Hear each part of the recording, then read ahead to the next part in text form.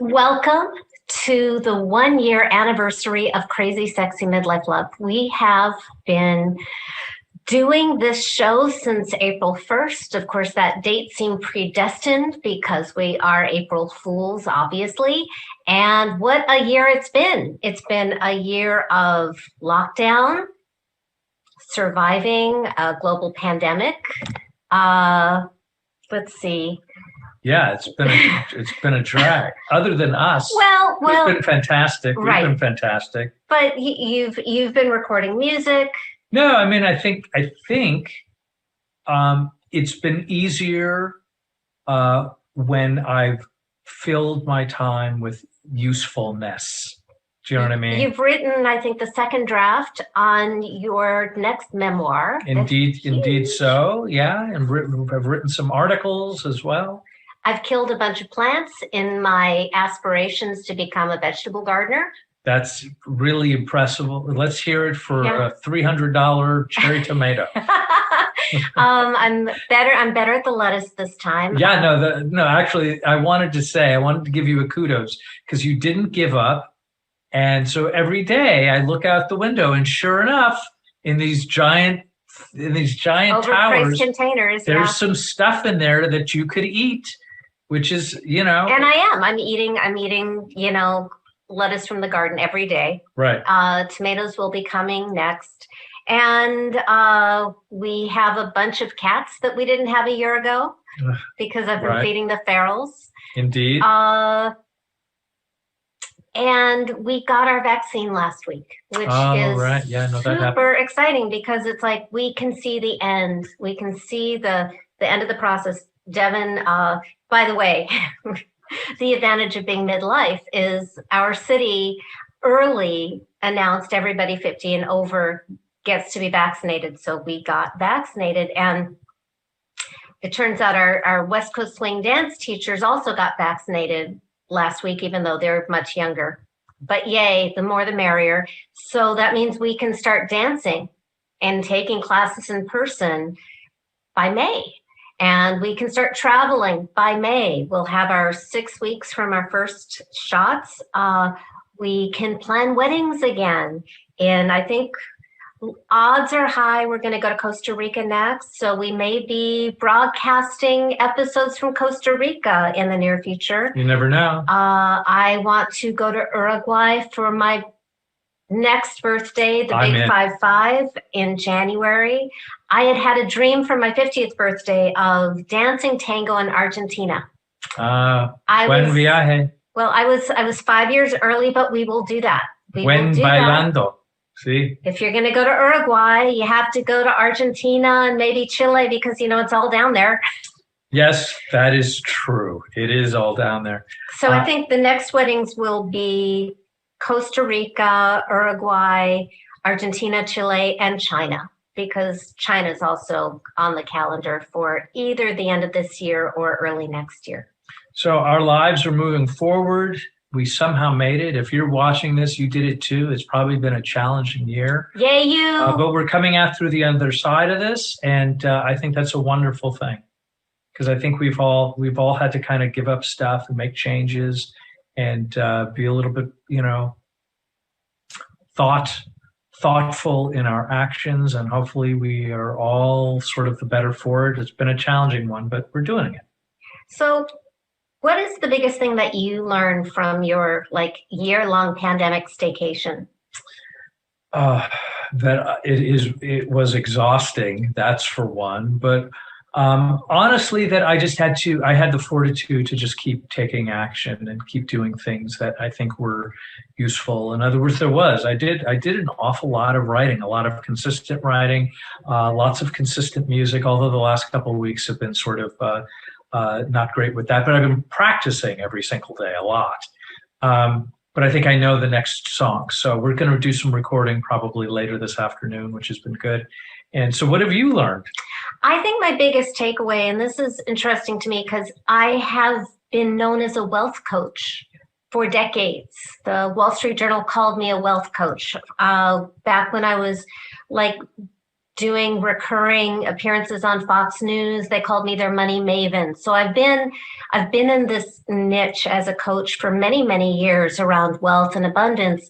And what 2020 and this early 2021 drove home to me deeper than anything else is that if you are fortunate enough to have a home and to have health and to have love, you have everything. Like that is wealth. It's not yachts. Things are fun. I love things. I love beauty.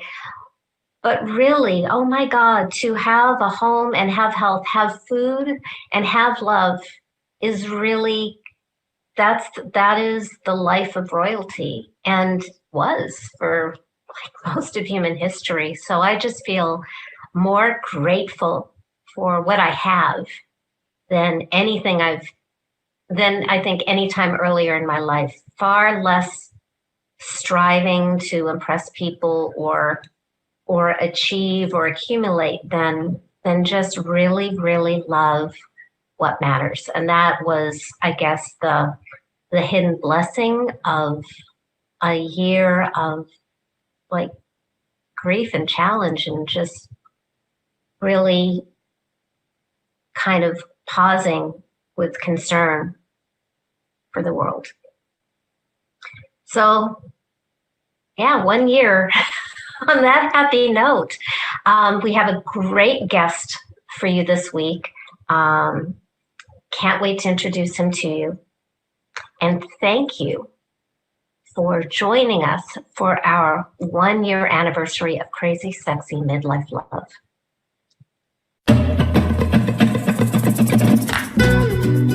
Devin and Morgana have been celebrating midlife love by getting married 100 times in 100 countries.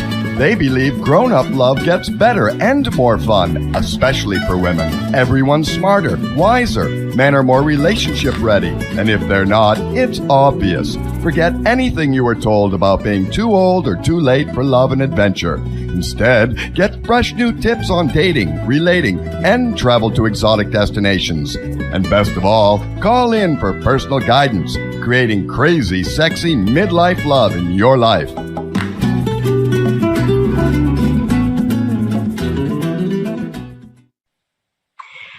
So for our first anniversary episode of 1 year of Crazy Sexy Midlife Love. It's hard to believe. Right? I wanted to do something special, and I've been wanting this guest for a long time. He's probably been like one of our guest moderators in more rooms than anybody else on Clubhouse. He is just so full of wisdom. I think he is perfect for this show. So we're going to bring in Oliver Marcel, who is a life coach, and he has a business with his beautiful wife, Denise, and he's got an amazing book, Overcoming the Man Laws, which we're going to dive into. And he and his wife have their own podcast, Trade Secrets, which he'll also tell us about. And I think we're going to uncover the man laws today with Oliver Marcel. So come on in, Oliver. So for our first anniversary episode of 1 year of Crazy Sexy Midlife Love. It's hard to believe. Right? I wanted to do something special, and I've been wanting this guest for a long time. He's probably been like one of our guest moderators in more rooms than anybody else on Clubhouse. He is just so full of wisdom. I think he is perfect for this show. So we're going to bring in Oliver Marcel, who is a life coach, and he has a business with his beautiful wife, Denise, and he's got an amazing book, Overcoming the Man Laws, which we're going to dive into. And he and his wife have their own podcast, Trade Secrets, which he'll also tell us about. And I think we're going to uncover the man laws today with Oliver Marcel. So come on in, Oliver. Thank you so much. I am so excited to actually sit down and speak with you guys and have this conversation. Thank you so much for the opportunity. This is going to be great. I'm excited. Let me just, okay. Let me take a sip of water. Just give me a second. Let me get myself together. This is the first time we've seen each other visually because we've been talking for months on Clubhouse. So it's kind of overwhelming to have the visual too. For those of you who are watching the visual broadcast of our episode. So before we dive into the man laws and what those are and why we want to overcome them, can you just give us, because you were starting to tell us about trade secrets and why it's called Trade Secrets, your podcast with your wife, Denise. Could you? Because that does ring of a double entendre. Yes, indeed. And we're really passionate about relationships, about marriage enrichment, if you will. And so we live in that space quite often. And Trade Secrets was birthed out of that. And Trade Secrets is a interview style relationship podcast where we talk about all things relationships. And how that name came about is, if, let's say, for example, you and I worked for competing tech companies. Let's say you work for Apple, I work for Microsoft. We couldn't go to lunch and I couldn't hand you my book of standard operating procedures, or I couldn't give you what our digital transformation strategy was for the next year. We can't share those things with each other. But in relationships, the opposite has to take place. You have to hear my wins. You have to hear my losses. I need to hear yours as well. And that way we can feed off each other, and ultimately our relationships benefit and grow as a result. And so that's where Trade Secrets came from. We're giving away the trade secrets as it relates to relationship enrichment. So you're saying that we women shouldn't be like hiding ourselves and all of our secrets and mysteries and being even more subtle than we are. Right.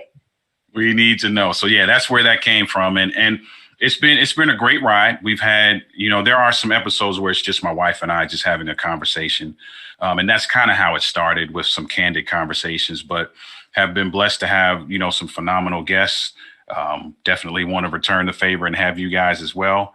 As part of that. But yeah, we've enjoyed and we've learned. The crazy thing about it is, right, is that, we bring these guests on and, it's great for us, right, as it relates to building a podcast. But we walk away. If I could point the camera down, there's a notebook down here. There's another one right here. There's a stack of papers here. We are constantly taking notes in these things and we hold on to them because it's been great for us. It's been beneficial for us. What are your top 3 favorite trade secrets? Top 3. Whew, that's a phenomenal question. Okay.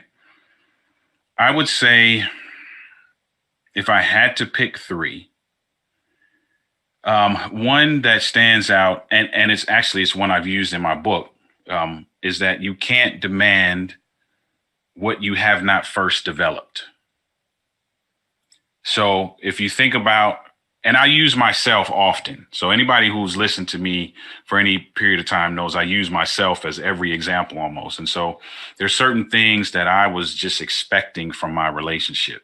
I was expecting to be trusted. I was expecting to be respected. I was expecting for all of these things to just kind of fall my way based on my quote unquote role or where I stood in that particular relationship. But I hadn't taken any time to develop any of those things in myself. So not trustworthy, not giving out the same amount of respect, not giving out the same amount of commitment, but yet demanding that from somebody else. And it's never going to work. Never going to work. So that would be one.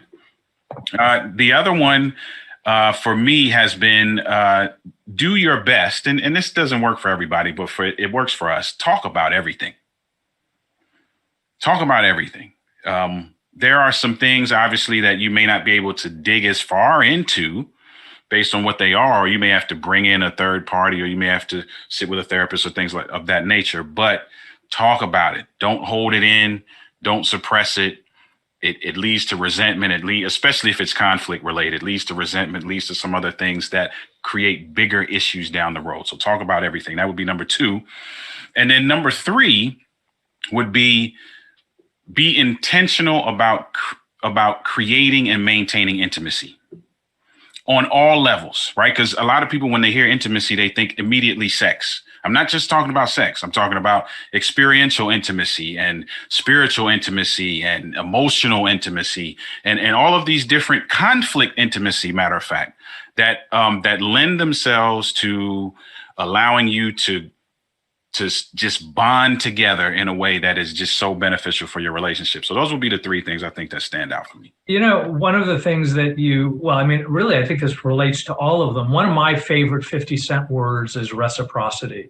Mm-hmm. And it's mostly this idea that if I give a little, maybe if I give to the point of discomfort, I'm more likely to receive something from you. In other words, if I'm vulnerable with you, you're more likely to be vulnerable with me. And so it's sort of that whole notion of I'm going to give a little in order to get a little. And I think that sort of touches on all of those points. I had to work at it. Yeah. I had to work out because it's terrifying. Especially the first kind of times where it's like, oh my gosh, I need to say this, but I don't want to because I don't want to look like a fool. I don't want to lose respect. I don't want to look like I'm afraid because then I won't be cool. Yeah. And so how did it work for you? I mean, where did you come up with these sort of ideas? And was it just sort of like, hey, I heard somebody say something great and I wrote it down, or was it, a dream or through prayer or something? Man, for me, honestly, it was trial and error. Like my relationship, we've been married for 20 years, a little over 20 years, and it did not start out the way that it is right now. And so there were certain things, to speak to your point. You said exactly what I was going through, right? There were certain things I'm like, I'm not going to be vulnerable. There's certain things that if you say them or admit them or don't process them internally would make me look weak, right? And I don't want to look weak. I don't want to put myself in a position where I may get taken advantage of, or I don't want to commit too much because, I need a back door in every scenario. Right.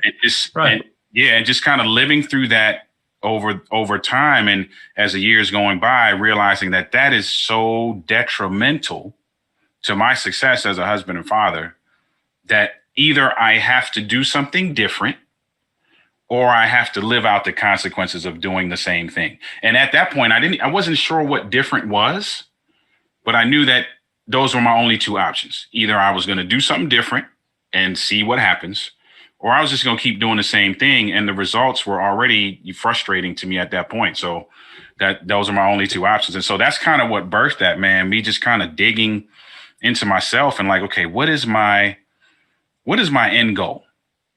What's the desired outcome? What's the quote unquote ideal relationship? And let me build that out in my mind. Right. And then it's like building a house, right? What's the house you want? Let the architect draft that up for you and dream it up for you. And then once you see it, okay, now how do we do that? Like, what do I need to do that? And that's where that process started, and me figuring out, okay, this is what I want. Now I got to figure out how to get there. So did that come from you, or was that coming from your wife, or was that coming from sort of that mystical husband-wife combination, that relationship thing that evolved together? I think it was a little bit of both. There was definitely, if I think back, there are definitely some times where I could see my wife's frustration coming through. And knowing that, because at the core, right, I feel like I'm a good person, but it just wasn't translating into certain areas, and so I know I don't want her to feel that way. And so what do I need to do to fix that? So it was some of that. And then just, I think what I felt like a relationship should probably look like. I know every relationship is different, but I had my parents' example. My parents are still together. Their relationship was a little bit different than the one I felt like I would like to craft for myself. But then I had a gentleman. He's no longer with us, but he was the guy who married us, and I looked up to him heavily. Watching he and his wife interact, I was like, okay, I got to figure out, what are the nuances there? Because this just, from the outside looking in, just looks like something that if I could build it, I could live like that, and so it was a little bit of both of that, man, just looking at what the relationship should be. And then here's what's funny, right? Here's what's crazy. My wife and I are married for 20 years, right? I knew her 5 years prior to us getting married. We were the best of friends. And it was crazy because when we got married, it was almost like something clicked in our brains. Like, okay, well, you can't be that silly, playful, fly by the seat of your pants person anymore. Now you're married, you're an adult. And it lent itself to us just changing into these, stiff, rigid folks and then we're looking at each other like, I don't know you. I don't know you either, because that's not what we were. And then having to get back to that. Well, I think we're at a funny generation. And it started with my parents' generation, but there's been this trajectory where marriage really was a thing with really clearly defined gender roles and expectations. Mm-hmm. And then the generation before me started to feel dissatisfied with that and started to make some moves to loosen that up a little bit. And by our generation, we're just like making it all up ourselves. So we don't really have, we Lord knows we do not, at least Devin and I do not want to follow the examples of our parents. Yeah, no, my parents gave me the blueprint of exactly what I did not want. Got you. At all. 12 times. Yeah, no, my parents were married 12 times. Not to each other. Not to each other, to really whoever. And my father specifically didn't necessarily have to divorce the previous wife to remarry anyone. Yeah, so he was working it out in his own special way, and there was lots to love about him. And at the same time, it sort of gave me, at some point I had to give myself permission that I didn't have to behave in the ways that he did, even if I thought it was entertaining.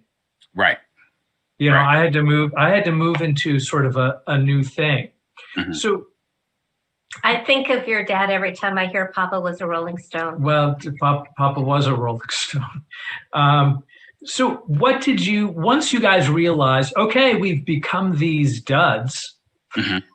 And I say that with love in my heart. You're spot on. Right. Okay. So once you realize, oh my gosh, I've become, duds, and I don't know who my wife is. Was there something conscious that you did, or was it just like, hey, we're going to kind of try anything and everything in order to kind of find a new way to make it work? So we've got love and fun and all that. We did a couple things. And one thing that stands out, which is something we still kind of go back to periodically, even to this day, is that we did an exercise. And I think it came from a seminar or something that we were exposed to at some point. And we wrote down our 5 most important emotional needs. So what is it that you need from me in order to, and it's not about feeling whole, but what do you need from me in order to feel like this thing is growing? It has life in it. It may not be perfect, but it has life in it and it's thriving. And so each of us did that.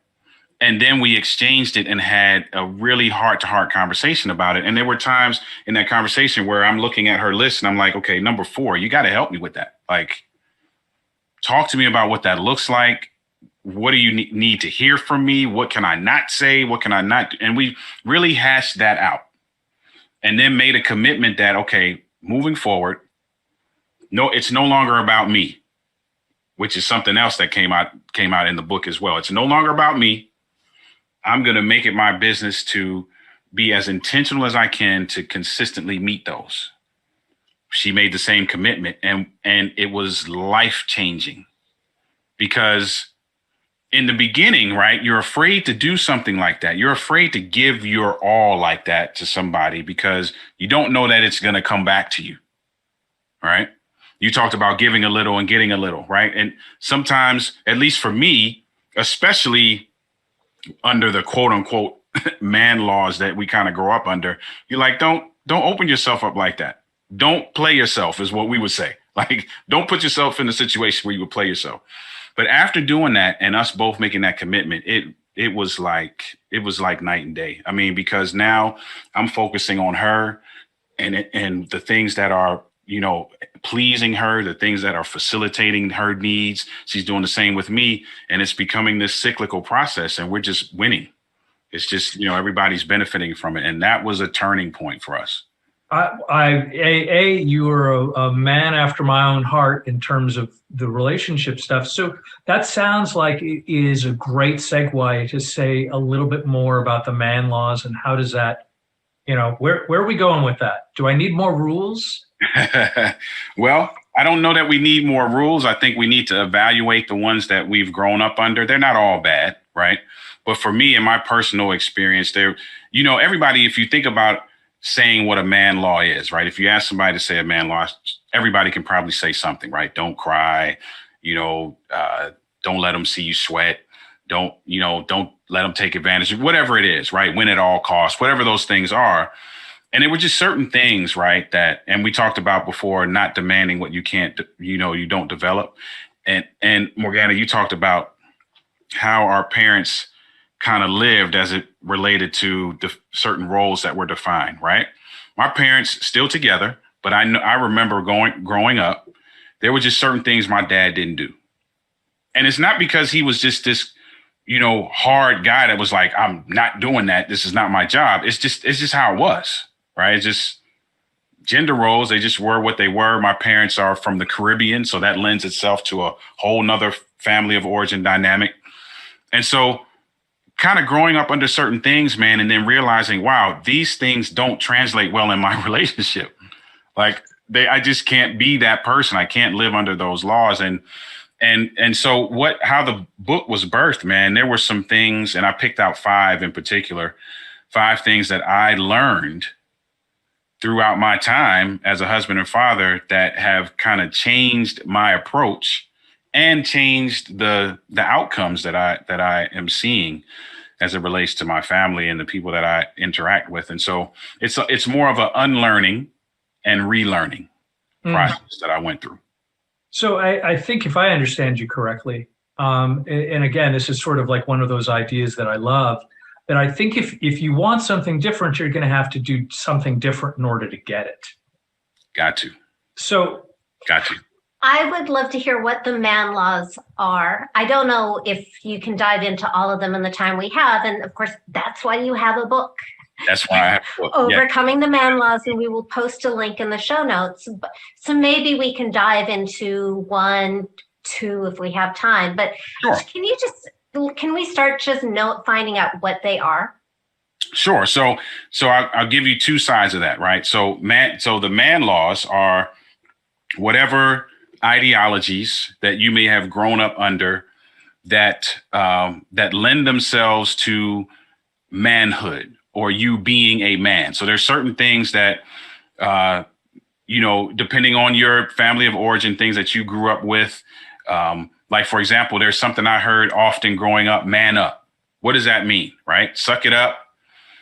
Don't let the emotions come through. You think about as early as like kids falling on the ground and immediately like dust yourself off. Don't worry about it. You're okay. Don't cry. All from that all the way up to the roles and responsibilities, and that, things such as like men just by, osmosis, if you will, or just by the nature of you being a man should, garner respect and you not have to reciprocate that. And so for me, the flip side of that in overcoming the man laws was I realized that these things are detrimental. And what are some of the things that I need to unlearn and relearn? So to give you one of the things that I had to learn, and this is a big one for me. So maybe this might be the only one we talk about, but a big one for me was this. Leadership sometimes looks more like maintenance man than CEO. So I'll say it one more time. Leadership sometimes looks more like maintenance man than CEO. So go ahead. No, I was just going to say, if you could elaborate a little bit more on that. Sure, absolutely. So if you think about from in the corporate space, right, you have the CEO, and the CEO has some responsibilities and duties that come with being the owner and operator of that company, right? Now, you let me know if you've seen this. I've never seen this. I don't think I've ever seen the CEO cleaning the bathroom. Yeah. And maybe that happens, but I have never seen it. So right. No, they hired me instead. Please go on. Hey, me too. Me too. And so the concept behind that, right, is that there's some very clear, defined things that happen in the corporate space. And there's some very clearly defined things that will not happen based on your role. And that's the approach that I took to my marriage. So, especially from a lot of different, and I'm not blaming anybody, but from a lot of different things, family of origin, the influences from the faith-based community, all of these different things that kind of come into play, head of household, man is the head of the home, all of this kind of stuff, right? And so I'm approaching this from what I feel like is a CEO mindset, meaning there are certain roles and responsibilities that are tied to me. I'm not doing the rest of that stuff. And then realizing that in order for my relationship to thrive, that there are some maintenance components that have to be present, right? There has to be that emotional component, which feels like maintenance. It doesn't feel very CEO-ish, if you will, right? That vulnerability piece that we talked about, that role reversal thing that we talked about, right? Me saying, hey, don't worry about that. I got that. You go ahead and take and rest, or you do what you need to do, or go out with your girlfriends, or whatever it is. I got the house. I got the laundry. I got whatever it is, just busting open all of the misconceptions as it relates to how roles are defined, and taking on all of those things holistically as my responsibility and my contribution to the relationship. And that was a big one for me. Yeah, no, that seems to be one of those kinds of things that you have to go back to over and over again. Indeed. Because I think part of the learning process, like, I think we can unlearn things of like, here's my list of things I can unlearn, and I can do the first 10, but I don't know if I really want to get rid of 11 through 15. And even more so, as I've discovered during my own evolution, is that there are things that I didn't even know existed, and may take a little while for me to like get into an emotional, spiritual place where I can go like, oh my gosh, this thing needs to go. Mm-hmm. And it's like this endless process of things where you had mentioned earlier, and this is kind of along the same line. You said that you like hashed it out with your wife. Mm-hmm. Was that sort of like a hash out over, like one night around the dinner table, or was this like, oh no, we were working on this one for months? Yeah, it was definitely a series of conversations. That initial conversation was, I think it was over dinner actually, because we often have couples do that exercise, and we tell them to, hey, listen, set the mood for this initial conversation.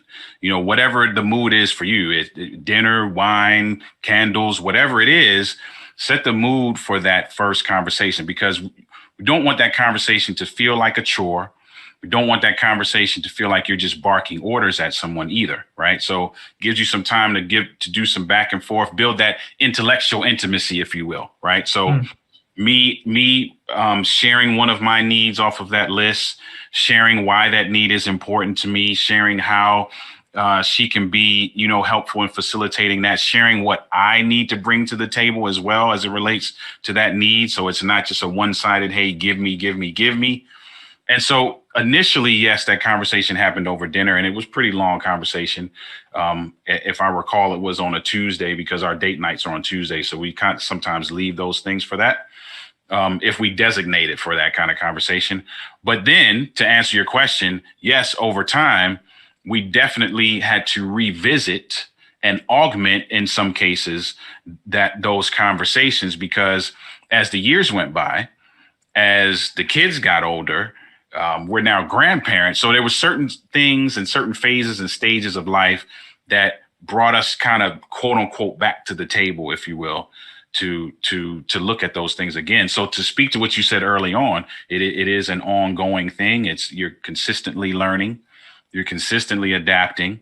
At least you should be, in order for this thing to work. So I imagine this could be painful and difficult, because we were trained from TV, from I Love Lucy and the Brady Bunch, that guys are entitled to certain stuff. Yep. You know, and bait and switch. Mm-hmm. You got married, and we want something different now, and it takes a lot of maturity and courage to be able to like let go of these promises from childhood that you carried for a really long time and be open to something else. Yeah, it does. It does take a lot of, I agree with you. It takes a lot of maturity.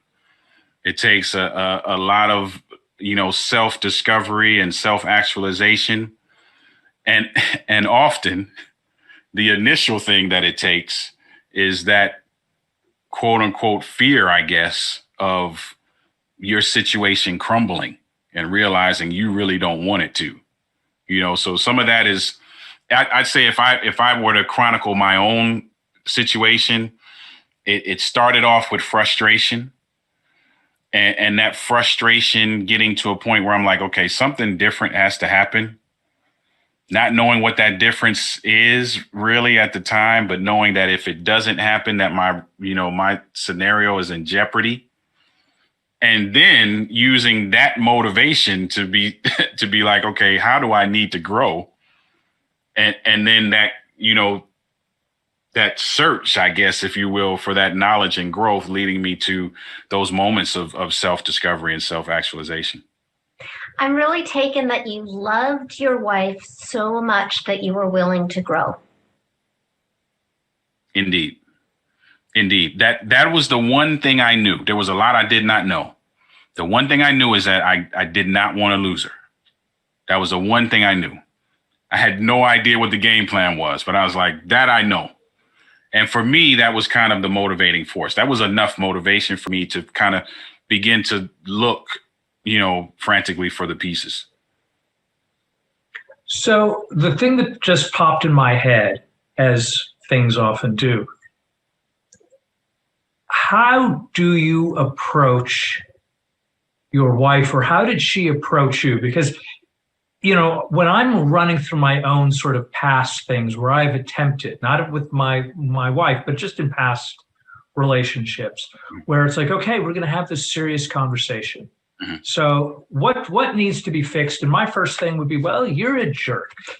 And I'm saying that a little bit tongue in cheek, but I'm kind of actually like, no, straight up, like, because sometimes I think what it is I think a lot of people, particularly men, this is just my humble opinion, is that we don't know how to necessarily ask for things in a loving, supportive, or at least a realistic way. Do you know what I mean? And I've been called a jerk from women who probably had a long list and just like, I can't just stop at this one. You're an idiot. And that may be fine, but it didn't actually serve me in trying to figure out how to improve. Do you have any, have you ever dealt with that kind of thing where one spouse or the other is just maybe a little too frank in their ideas? Yeah. And to be quite honest, we have have had our moments as well where it just doesn't come out the way that it should. Right.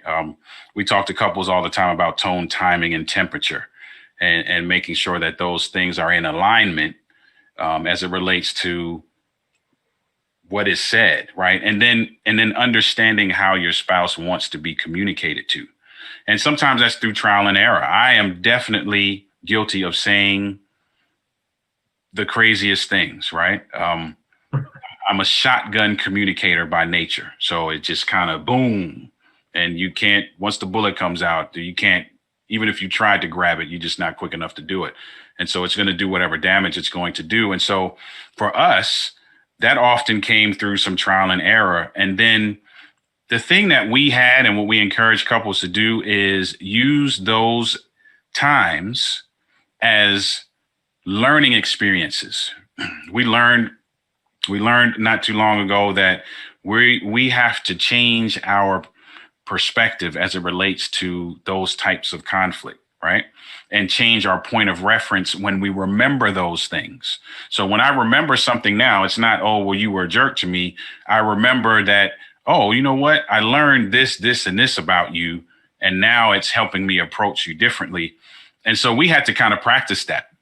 And that's where, and that's what we had to do, because in the beginning, it was, hey, you know what? I'm tired of this. You know, you always, you never, all those can opener words that or phrases that we say, you never do this. You always do that. You know, you can't. And it's just like, okay, well, what can I do then? Maybe I should just go, like, you know, and then moving outside of that and saying, okay, wait a minute, this is what I need from you. And what we tell couples all the time, don't just bark a need. Because you barking a need to somebody does the exact opposite of what you're trying to accomplish. You express a need, you follow that need up by how the need benefits the team.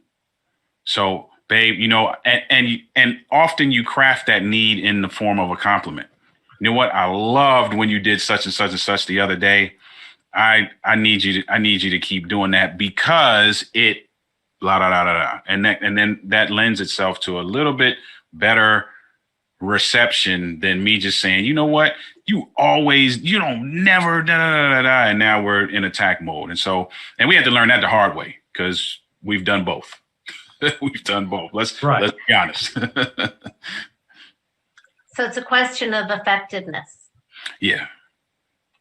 Well, and being willing to learn. Like we tell couples all the time, be willing to learn, right? You may not get it right the first time. And God bless you if you do. Like that's phenomenal if you're one of those people to get it right the first time, but you may not. And if you think about all of the other things outside of relationship, you know, if you're working on a job, you go through an observation and a training period, right? You may do some things wrong. You may have to come back, you know, and revisit some things, and it's okay, right? Use them as learning experiences, take them on to the next scenario. It works the same way in relationships. I like that you used the word temperature. Like that landed for me. When we have a fight and it's like really triggering, the words we use may not be the words we mean or the best words. And both of us are feeling so hurt that it's very hard to move forward. And it maybe takes a few hours to come back to it later for us to be able to hear each other and have our natural empathy for each other and feel safe with each other. It like needs to cool down just to feel safe so that we can communicate effectively, and then we can kiss and make up and move forward. Right. Yep. And that's how it is. And you learn. What I tell couples often is that over time, you get better at it, right? You may not even master it, but over time you get better at it, right? So what might take, 3 weeks to go through may take 3 days now, or 3 hours, or, whatever the growth process is. I was just talking to a couple the other day, and they were kind of down on themselves because they're like, oh man, this week, we had another argument, and I thought we were doing so good, and then right afterward, one of them says, I thought we were doing so good, but we talked about it afterward, and we kind of realized what we did, and so hopefully it won't happen that way again. And I'm sitting like, are you hearing what you're saying? Like 3 weeks ago, you would not have said that. That's progress. You talked about it afterward and you realize what was, so, and that's what happens. Like, it's not so much the mastery as much as it is the matriculation. So you had talked about the maintenance man versus the CEO, right? Mm-hmm. And we've talked a fair bit about sort of like conflict resolution and ideas where we're working on it. So is there something in your book that deals with sort of like the maintenance of the good stuff too? Yes, I do touch on that. I do touch on the maintenance of the good stuff because I didn't want it to all seem like it was coming out of a place of conflict. And so there are just certain things that from an emotional standpoint, and I'll use, again, myself as an example, I learned some things about my wife, right? There's certain things that I do. Her love language is acts of service, right? And so there's certain things that I do Yep, it's good stuff. I'm telling you. No, I think it's great stuff. It is. I think it completely bewilders my wife, but that's okay. I'm so much easier. You just tell me I love you, and I purr like a kitten. Right. Yeah, and it's funny, right? Because I'm taking out the garbage to show her how much I love her. Yep, and it's the same thing over here, man. And I learned over time. I'm like, wait a minute. There's certain things that when they happen, the response seems to be pretty consistent. And her mood seems to be pretty consistent. And I love the response and I love her mood. So how about we just continue to keep doing those things? you know what I mean? Like, yeah, whoa. And so that, just to answer your question, man, those were some of those kind of maintenance, if you will, kinds of things, man, that I'm like, wait a minute, the ROI, if you will, is phenomenal. I would be an idiot not to try to get more intentional about being consistent. Yeah, I think without question, that's one of the things. And this kind of goes back to sort of like the crazy, sexy midlife love thing, is that I think there are certain ideas that become easier to let go of as we age and mature. Yes, indeed. Do you know what I mean? In other words, I don't think I could have this conversation with you when I was 25. And it doesn't matter how smart you were. Right? Like if you're like, I know all the words to tell Devin to fix him, I would have fought you. I would have ran screaming out of the room. Yep, I agree. And I don't know what that is. And I think it's at some point we really start getting a handle on certain things don't work. Do you know what I mean? Like the it's my way or the highway kind of thing may have worked in a certain kind of generation. In a movie somewhere, but I think in general, it's just that process. I mean, was there in your own evolution, when did you start having these realizations? If you were with your wife for 20 years, there was certainly, you may have been a very young man when all that started happening. Yeah, I can attest to the fact that if this conversation happened 20 years ago, well, it wouldn't happen 20 years ago. Basically, it wouldn't, because it's funny, man. I told my wife before we got married, I said, I don't want you to ever change because I'm never going to change. Now, had I never changed, we wouldn't be having this conversation because you wouldn't know me. I wouldn't be married. Life would be crazy right now if I had never changed. Right. And I know over time, there are just certain things that happen in your life that cause you to view the world and view life through a different lens, right? For me, when I was younger, I feel like I have a handle on my world the way it is right now. I love my world the way it was at that time, and I can't see past that, right? Or I didn't choose to see past that. And so not choosing to see past that, I wasn't really opening myself up for any level of growth because I'm pigeonholing myself into this one scenario. And then as I get older and I'm having to impart certain things to the kids and realizing, okay, I'm imparting some things that I don't even have a handle on myself. So what is the process for growth right here? And how do I facilitate this to not only make myself a better person, but to show them the type of example that's needed. And as you get older, Morgana, I think you talked about this. I think, Devin, you said something too about the maturation process, and just the lens looks very different. It changes over time. And when you look through it, you see, whoa, I need to do something. I think, for me, as I've aged, like, I use this analogy a lot, that there's sort of two roads that you can travel. And one is filled with steamed broccoli and the other is Snickers bars. And I love the Snickers bars, and I would just eat nothing but Snickers bars if that was allowed, if I wouldn't eat myself to death in all likelihood. And I think what a lot of it is, like, really what I'm saying is that I think when I was 25, I was very much about reacting. In other words, this is the default thing. So if you said one thing, I'm going to respond very quickly, and it doesn't matter what you said. I wasn't going to think about it. I was just going to respond the way Devin has been raised to respond.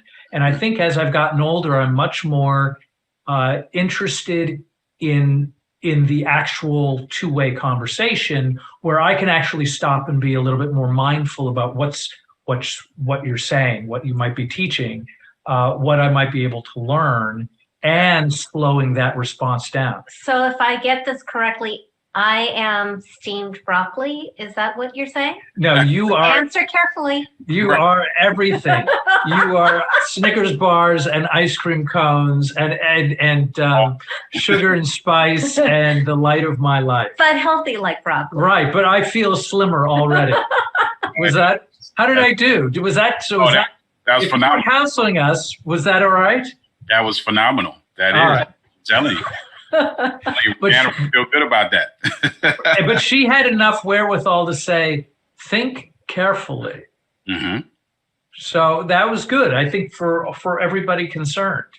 Yeah, and that's and it's funny, right? We joke about that, but it's the exchanges. It's those kinds of exchanges that grow us, right?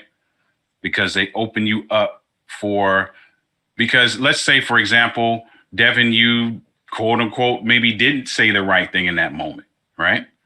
It lends itself for an opportunity for you to learn something, right? It's not necessarily a bad thing, and Morgana did something fantastic just now. She was like, she added, but healthy like broccoli, right? So it's a team effort.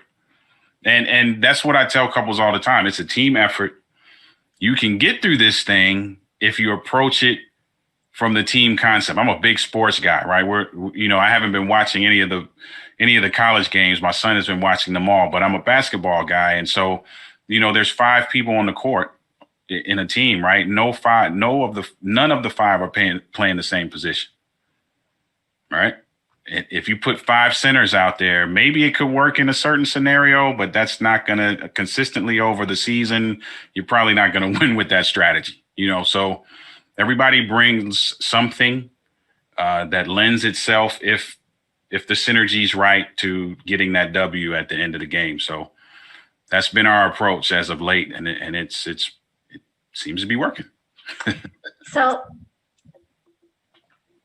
I have a kind of a question that just came to me. Sure.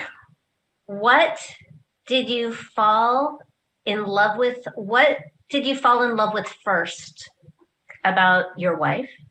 And what do you love about her most now? I would say the thing that I fell in love with was, the answer is probably both the same and to some degree, but we were really good friends, and I had never experienced that level of friendship before with the opposite sex. So there was always some, always some ulterior motive, or it started with sex, or there was just something. There was some looming scenario that, was the undertone of that whole experience. And for her, that's not how it started. For her, it literally started as her being my friend. I was in another relationship, matter of fact, when I met her. And it was just something about our interaction that was completely different than anything I'd ever experienced. And I always told myself, if I were to end up committing myself to a lifelong relationship with somebody, this is what it needs to feel like. Like I need to feel like this with that person, not realizing it was going to be her. So I fell in love with that, not knowing that that's what was happening, that I was actually falling in love. The thing that has just endeared me, if you will, to her from that moment on is something that I say often. And you probably, Morgana, have heard me say this in Clubhouse. She treats me like the man I should be. And for me, that is just it. For some people, I can see where guys would take advantage of that and be like, okay, I don't have to step up to the plate because she already treats me like a king, so I don't have to be kingly. For me, it did the exact opposite. It just gave me this ridiculous motivation to try to live up to it. And so I just been feverishly trying to live up to that treatment for my entire life with her. And I think that has lent itself to making me a better person. And so that's what I love about her, man. She sees some things in me. She pushes me to do some things. She pulls some things out of me that I don't want pulled out. She empowers me to do some things that I don't always have the confidence to do. And it's incredible to me. I love it. We're going to have her on the show too. Absolutely. So we are out of time. If you have your book lying around. Yes, I do. Yes. I have it right here. It's Overcoming the Man Laws for the Man Who Wants to Be His Best Despite What He Was Taught. Fantastic. So thank you so much. Yes. Where can we find it? And where can we find you? Absolutely. Good question. Thank you. You can find me.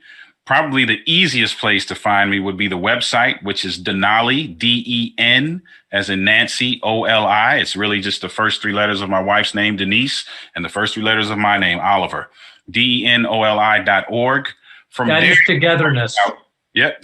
That is togetherness. We will have that in the show notes. We will have, I assume we can get your book on Amazon?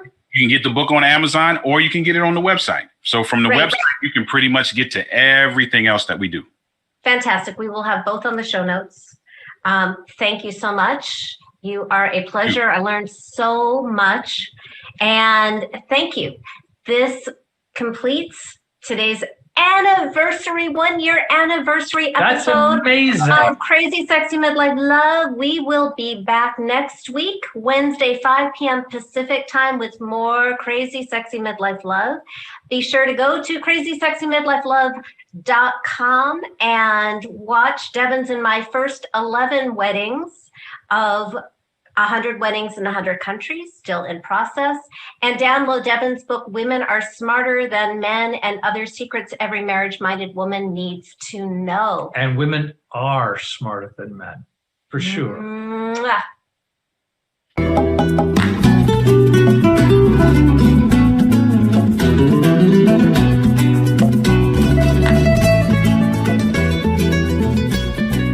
Thank you for listening to Crazy Sexy Midlife Love. Please sign up to join our free love family at crazysexymidlifelove.com to get alerts to live shows, call in and ask questions, or just listen in. And ladies, don't forget to download Devin's free ebook, Women Are Smarter Than Men and Other Secrets Marriage-Minded Women Need to Know. Also available at crazysexymidlifelove.com.